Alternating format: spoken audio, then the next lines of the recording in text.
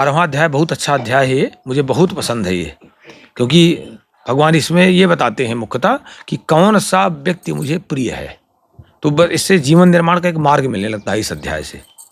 कहते हैं ऐसा बनने का हम लोग प्रयत्न करने लगते हैं, क्योंकि सब कोई चाहता है भगवान मुझे बहुत प्यार करें। तो अथ चित्तम समाधातुम न शक्नोसि मयि स्थिरम अभ्यास योगेन ततो माम इच्छाप्तुम धनंजय। भगवान कहते हैं, पहले तो कह दिया ना कि मयि एव मन आधस्व, मुझे मन को लगाइए, बुद्धि को निविष्ट करिए और मुझे निवास करने लगो। तो कहते हैं अगर तुमसे ये नहीं बनता है तो छोड़ो उस बात को। कहते हैं अथ चित्तम मयि स्थिरम समाधातुम न शक्नोसि, अगर तुम चित्त को मुझ में समाधात माने आधान करने में मान लीजिए समर्थ नहीं हो पा रहे हो, आप अपने मन को मेरे मन में बिल्कुल विलिप्त कर देने में आप नहीं समर्थ हो पा रहे हो, कहीं छोड़ो। तो कहने एक काम अपना लो, अभ्यास योगेन, अभ्यास योग के द्वारा माम माने मुझको, आप तुम इच्छे, मुझे प्राप्त करने की इच्छा करते रहो, बिल्कुल न मन को लगाओ भगवान में। कहते हैं अपनी इच्छा को अपने आगे ले आओ, तो मुझे प्राप्त करने की इच्छा करते रहो लगातार, 24 घंटा वही इच्छा बनाए रहो। तो कहते हैं काम ठीक हो जाएगा। चाहे कान देखो इतना अच्छा फार्मूला देते हैं, वो नहीं बनता तो कहते ये कर लो, नहीं देते तो ये कर लो, कुछ ना करिए, नहीं बनता मत करिए। कहते इच्छा करना शुरू कर दीजिए। भगवान कहते हैं, कहते चलो ये भी नहीं तुमसे बनता है तो दूसरा काम शुरू कर दो। अभ्यासेप्य समर्थोसी मत कर्म परमो भव मदर्थम अभी कर्माणि कुर्वन् सिद्धिम अवाप्स्यसि। कहते चल तुमसे अभ्यास भी नहीं बनता है इच्छा करने का, तो वो भी छोड़ो। कहते हैं वो भी छोड़ो। कहते एक काम अपना लो, मत कर्म परमो भव, जो भी कर्म करो वो कहो मैं भगवान के लिए कर रहा हूँ, यही करते रहो। मेरे जो भी कर्म करो भगवान के लिए करो। गाड़ी बनाओ, गाड़ी बेचो, कपड़ा बेचो, दुकानदारी करो, डॉक्टरी करो, चिकित्सा करो, कुछ भी करो भैया, आप कुछ भी करो, पढ़ाओ लिखाओ, कुछ भी करो। कहते हैं मत कर्म परमो हो, जो भी कर्म करो ये मानो भगवान के लिए कर रहा हूँ। तो आपकी कर्म की शुद्धि उसी दिन से शुरू हो जाएगी, और साल 2 साल में ऐसा अभ्यास हो जाएगा कि अशुद्धि नाम की चीजें उसमें रह जाएगी, और वही कर्म भगवत कर्म बन जाएगा, वही कर्म यज्ञ बन जाएगा। तो कहते हैं मत कर्म परमो भव, मेरे लिए कर्म परक हो जाओ, मेरे लिए कर्म करने वाले बन जाओ।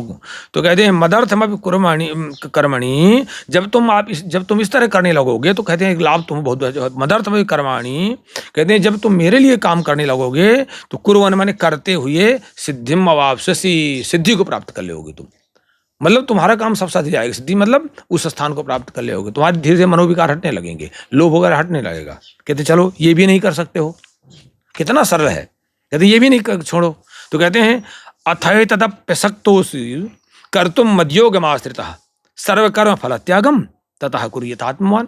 कहते हैं तो एक काम नहीं, ये भी नहीं तुमसे बनता है तो एक काम करो, मदयोग आश्रित एतत्, मेरी प्राप्ति रूप योग के आश्रित हो जाओ तुम, कि मुझे भगवान को चाहिए, भगवान की प्राप्ति करना है। तो चलो ये साधन अपनाने में भी नहीं तुम समर्थ हो पा रहे भगवत प्राप्ति में, तो कहते हैं तथा यतात्मवान सर्वकर्म फल त्यागम करो। तो एक काम करो, तुम कर्म करो, अभी तुम मुझे पाने की इच्छा मत करो ना, तुम मेरे लिए कर्म करो, एक काम कर लो, कर्म का फल की जो तुम्हारी इच्छा है उसको रोकते जाओ, वर्तमान में जीना शुरू कर दो। आज खेती बोना शुरू नहीं किया, पहले से प्लान कर लेते हैं हम लोग, टारगेट जिसका नाम रख दिया है। तो कहते हैं तुम इतना काम करो, यदात्म तुम सर्व कर्म फल त्यागम करो, सभी प्रकार के कर्मों का फल त्याग कर दो, सोचो नहीं कर्म के फल, कर्म पर पुरुषार्थ से पूरी मेहनत से करो। कहते हैं चलो ये भी, कहते हैं श्रेय हुई ज्ञानम अभ्यासान ज्ञानात् ध्यानम विशिष्यते ध्यानात् कर्म फल त्यागात् शांतिरनंतरम।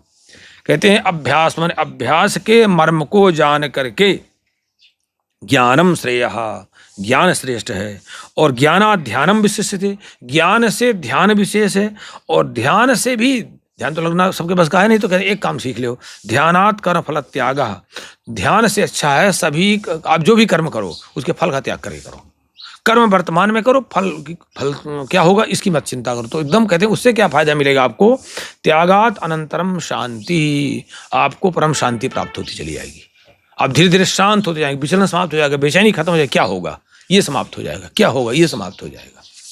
ऐसे भक्तों को भगवान बहुत चाहते हैं। अद्वेष्टा सर्वभूतानां मैत्रः करुणैव च निर्ममो निरहंकारः समदुःख सुखाक्षमी संतुष्टा सतम योगी आत्मा दृढ़ निश्चय मयि अर्पित मनोबुद्धि यो मद्भक्तः समे प्रियः। ऐसा भक्त कहते इस तरह से जो भक्ति करता है वो मुझे बहुत प्रिय है। ये कहते हैं चाहे आप जितना लुटा दो कुछ मुझे प्रिय, कोई मुझे प्रिय नहीं। एक तो कहते हैं अद्वेष्टा सर्वभूतानां, सभी प्राणियों से प्रेम, किसी भी प्राणी से द्वेष मत करो। नंबर 2 मैत्र, सबसे मैत्री भाव रखो। नंबर 3 करुणा। करुणा में क्या होता है? दया करुणा दोनों अलग अलग चीजें हैं। दया में हम केवल दया करते हैं, उसकी चीज देख लिया हमने, बस वास्तव में इसके साथ गलत हो रहा है, बस ऐसा नहीं होना चाहिए। लेकिन करुणा में क्या होता है? दया के साथ अनुभूति होने लगती है, उसकी सहायता के लिए हम खड़े हो जाते हैं। किसी की पीड़ा को देख करके हम स्वयं अनुभव करते हैं कि शायद ये पीड़ा मेरे साथ हो जाए तो देखिए क्या होगा, और फिर उसकी हम जितनी बन सकती है सहायता के लिए, ये करुणा है। करुणा और दया में दोनों में अंतर है। तो क्या कहते हैं? निर्ममः, कहते हैं मैं और मेरेपन से ऊपर उठ जाओ, मैं और मेरेपन से ऊपर उठ जाओ। निरहंकार, अहंकार रहित हो जाओ। और सम दुख सुख, दुख और सुख में भी अपने को समत्व बनाए रहो। चाहे दुख आ जाए चाहे सुख हो, उसमें समत्व बराबर समत्व को बनाए रहो आप। क्षमा करो। संतुष्ट, प्रत्येक अवस्था में संतुष्ट। सततम योगी, निरंतर भगवान से जुड़े रहो। यतात्मा, भगवान की प्राप्ति के लिए प्रयत्न करते रहो। दृढ़ निश्चय, जो हमने दृढ़ निश्चय किया तो फिर उसको मैक्सिमम पूरा करेंगे। फिर नहीं हो सकता कि हमने 6 बजे अगर पूजा शुरू किया तो किसी ने 6 बजे के नहीं, फिर चाहे जो हो जाए, कभी की बात अलग है। लेकिन दृढ़ निश्चय, दृढ़ निश्चय, मैंने सोचो कि भगवान उसी को प्यार करते हैं जो दृढ़ निश्चय होता है, चाहे जो कुछ हो जाए। मई अर्पित मनो बुद्धि, कहते हैं मन और बुद्धि को मुझ में समर्पित कर दो। इस तरह के आचरण वाला भक्त मुझे भगवान कहते हैं बहुत प्रिय है। यस्मान्नो द्विजतो लोको लोकान्नो द्विजते च यः, हर्षा मर्ष भयोद्वेगैर मुक्तो यह सच में प्रिय। जो किसी भी जीव को उद्वेलित नहीं करता, उसको इरिटेट नहीं करता, और जो किसी जीव से उद्वेलित स्वयं नहीं होता। इतनी सहिष्णुता आ जाए आप लोगों में, हम में आ जानी चाहिए कि हमें कोई इरिटेट करे, हम इरिटेट होंगे ही नहीं। जैसे जैसे हमारे में समत्व बढ़ता जाएगा वैसे वैसे गंभीर गुण आएगा, और जैसे गंभीर गुण आएगा वैसे हमारा तनाव कम होगा। कार्टिसोल का जो लेवल है वो अपने आप कम हो जाएगा, हैप्पी हार्मोन्स बढ़ेंगे, और जो कार्टिसोल है वो डाउन होगा अपने आप। गट हमारा जैसे जैसे हमारा कार्टिसोल कम होगा तो हमारे गट जो पाचन क्रिया है वो हमारी ठीक होगी। ये बिल्कुल साइंटिफिक है। तो क्योंकि जैसे जैसे हमारा कार्टिसोल बढ़ता है तो हमारा पाचन तुरंत प्रभावित होता है। जैसे हमको तनाव बढ़ेगा कार्टिसोल के कारण, कार्टिसोल बढ़ता है अशांति के कारण। तो हम जैसे में समत्व भाव आता जाएगा तो फिर हमारा कार्टिसोल बढ़ेगा ही नहीं। तो हमें इस तरह बनाना है। और ये मिले कहाँ से, आगे बता देंगे। केवल एक मात्र साधना, भजन करना शुरू कर दीजिए, धीरे धीरे अपने आप में समत्व आना शुरू हो जाएगा। भाई आप कांटे वाले पेड़ के नीचे जाएंगे तो कांटा लगेगा। तो भगवान एक शांति स्वरूप है, शांत है, सम है वो, तो उनका भजन करोगे तो धीरे समत्व आने लगता है, स्वभाव है। तो यस्मान्नो द्विजतो लोको लोकान्नो द्विजतो चयः, तो कहते हैं जो किसी को इरिटेट ना करे और जो उद्वेलित ना करे और स्वयं किसी से उद्वेलित ना हो। और हर्ष, कोई चीज मिल गई बहुत खुशी नहीं, बहुत हर्ष नहीं, सहज भाव में। अमर्ष, अमर्ष कहते हैं दूसरे की उन्नति को देख करके चिढ़ने कुढ़ने का नाम होता है अमर्ष। किसी ने बिल्डिंग बनाई, बना ले भैया, उसका प्रारब्ध है, अच्छा है, बहुत अच्छा है, वो भी यहीं छोड़ के जाएगा, मैं भी छोड़ के यहीं जाऊंगा। सही बात यही है, सही बात यही है, मैं भी छोड़ के यहीं जाऊंगा, मैं भी देखने जाऊंगा क्या बिगड़ रहा है, और वो भी छोड़ के ही जाएगा, देख लीजिएगा। मैं भी 2 रोटी खाता हूँ, 2 रोटी वो भी खा रहा है, बस। तो इससे अमर्ष नहीं पैदा होता और अशांति नहीं पैदा होती। सहज भाव में जो काम हमको मिला वो हम करते जाएंगे। अमर्ष और असूया 2 दोस्त होते हैं, महाराज सगर में पैदा हो गए थे। असूया दोष यह होता है, गुणों में दोष देखने का नाम असूया है। किसी गुण में, किसी में गुण भी है, सद्गुण है, तभी हम उसे देख रहे हैं। किसी में गुण भी है, उसमें भी हम दोष देख रहे हैं, तो उसका नाम है। जिसे आप देखिए कुछ लोगों को, किसी की प्रशंसा कर दीजिए तो क्या कहेंगे, हाँ इतना, लेकिन ये भी है, बस वो जरूर पहले बता देगा। अरे भैया पहले वो सद्गुण देखो ना, कुछ तो है सद्गुण। अरे तो कहते हैं अमर्ष। और अमर्ष दोष क्या है, किसी की उन्नति, किसी का शरीर देख के, कपड़े देख के, बिल्डिंग देख के, पैसा देख के, ये देख के, कुछ भी देख के देखिए और परेशान हो जाएंगे। क्यों परेशान होना चाहते हो? तो कहते हैं जो व्यक्ति हर्ष और अमर्ष से मुक्त है, भय और उद्वेग से मुक्त है, भगवान कहते हैं ऐसा ही व्यक्ति मुझे प्रिय है। नहीं चाहे करोड़ों रुपया, चाहे लड्डू, चाहे कहते हैं, देखता नहीं हूँ उसकी तरफ कि तुम क्या लाए हो। अगला देखिए, अनपेक्षा सुचिरदक्ष उदासीनो गतव्यथा सर्वारंभ परित्यागी यो मदभक्ता समय प्रिया। अनपेक्ष, किसी से कोई सांसारिक वासना की, सांसारिक सुख की कोई अपेक्षा नहीं, कोई अपेक्षा नहीं, अनपेक्ष रहिए आप। शुचि, भीतर बाहर से पवित्र, अपने कार्य में दक्ष कुशल रहिए आप। उदासीन, सांसारिक वासनाओं के प्रति उदासीन रहिए आप। गतव्यथा, पीड़ा मुक्त रहिए आप। हर स्थिति में प्रसन्न रहिए आप।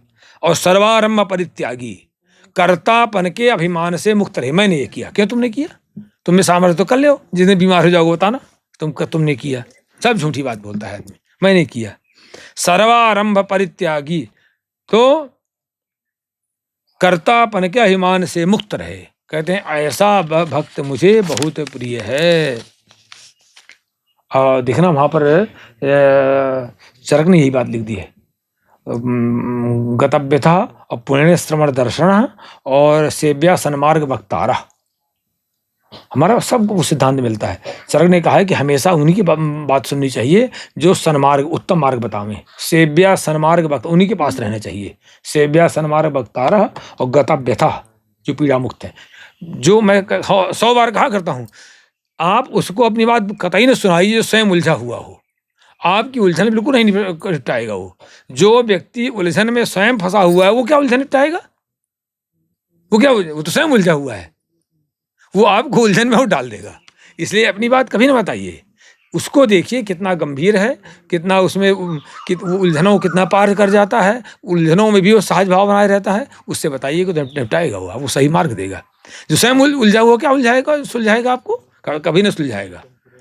तो इसलिए गतव्यथा और सर्वार, जो कर्तापन का अभिमान से मुक्त, कहते हैं भगवान ऐसा मुझे प्रिय है। अब एक और अच्छा बताते हैं, यो न हर्षति न द्वेष्टि न सोचति न कांक्षति शुभाशुभ परित्यागी भक्ति मान्य समय प्रिय। भगवान कहते हैं कौन व्यक्ति मुझे प्रिय है? जो अनुकूलता को पा करके हर्षित नहीं होता, उसमें भी सामान्य अपने को बनाए रखता है। न प्रतिकूलता को पा करके द्वेष नहीं करता है। अभ्यास करना है आपको, हम सबको अभ्यास करना है। इस तरीके का अभ्यास होता जाएगा समत्व का। और न सोचती न कांक्षती, न तो वो शोक करता है और न ही सुख की इच्छा करता है।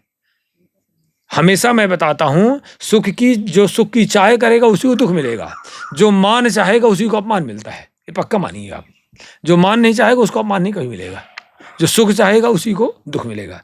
कहते हैं यह शुभाशुभ परित्यागी, जो शुभ और अशुभ है उस सभी कर्मों को, संपूर्ण कर्मों का त्याग कर देता है। कहता है ना शुभ है ना अशुभ है। हम जिसको शुभ मान लेते हैं, एक व्यक्ति जिस काम को हम शुभ मानते हैं वही दूसरा व्यक्ति दूसरे उसी काम को दूसरा दिन अशुभ मानता है। मानता कि नहीं मानता है? जिस व्यवस्था को हम अशुभ मानते हैं उसी में एक दूसरा आदमी खुश हो रहा है कि यार अच्छा इसको कष्ट मिल रहा है। तो न शुभ है, केवल चिंतन का विषय है। देखिएगा, कोई आदमी को देखेगा यह बड़ा कष्ट में है, हम उसको अशुभ मान रहे हैं। तो कहते हैं शुभ और अशुभ का जो परित्यागी है, कहते हैं ऐसा भक्त मुझे बहुत प्रिय है। अब चौथा कह देते हैं, समः शत्रौ च मित्रे च तथा मानापमानयोः शीतोष्ण सुख दुःखोऽसि समः संगे विवर्जितः। जो शत्रु और मित्र में, मान और अपमान में समत्व बनाए रहते हैं, सर्दी और गर्मी में और सुख और दुख में भी अपने को समत्व में बनाए रखते हैं, ऐसा और संग विवर्जित, सांसारिक आसक्ति से मुक्त जो रहता है, भगवान कहते हैं ऐसा व्यक्ति मुझे बहुत प्रिय है। बस अब कोशिश हमको करना है। भगवान कहते हैं मैं बता तो दिया, करना हमको है। वो धीरे धीरे अभ्यास करते जाएंगे।